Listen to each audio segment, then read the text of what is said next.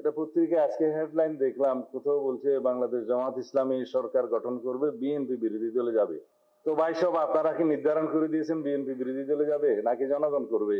কিন্তু আমার জবাবটা এখানে সেরকম না। আমার জবাব হলো, আপনারা যখন এত বেশি কনফিডেন্ট হলেন, আত্মবিশ্বাসী হলেন যে সরকারি দল হবেন, তাহলে নির্বাচন না আসেন না কেন? আজকে এই বাহানা, কালকে এই বাহানা, পরশু এই বাহানা দিয়ে নির্বাচনকে বাধাগ্রস্ত করতে চাচ্ছেন কেন?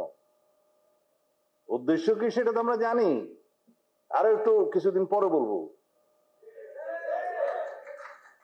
কাদেরকে নিয়ে আপনারা আন্দোলন করছেন এখন যুগপথের সঙ্গে, সেটা জনগণ দেখছে।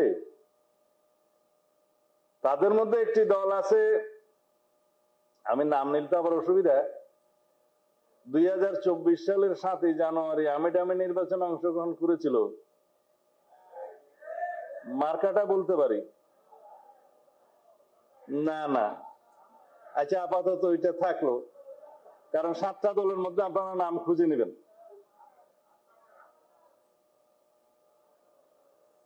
তারা যদি যুগপথের সঙ্গে হলে নিষ্পাপ হয়, তাহলে বাকি যারা 28টা দল দামি দামি নির্বাচনে আওয়ামী লীগের সঙ্গে হয়েছিল, তারা কি মহাপাপী?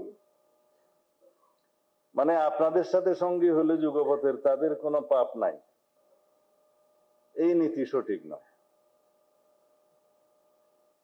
আর আপনারা কি বাতাসের কথা বললেন, তো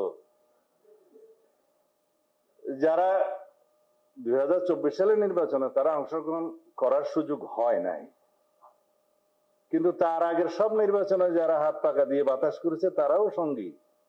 তাদের সম্পর্কে আমি বললাম বলে আমার উপরে মহা আক্রমণ। কিন্তু সবাই এক এক রকমের দাবি নিয়ে আন্দোলনে যেতে পারেন, গণতান্ত্রিক অধিকার আছে। তা আমরা বলছিলাম যে বিষয়গুলো এখনো আলোচনার টেবিলে নিষ্পত্তি হওয়ার অপেক্ষায়, সেই জন্য অতিরিক্ত চাপ প্রয়োগ করার জন্য কি আপনারা রাস্তায় গেলেন? তো সেই চাপকে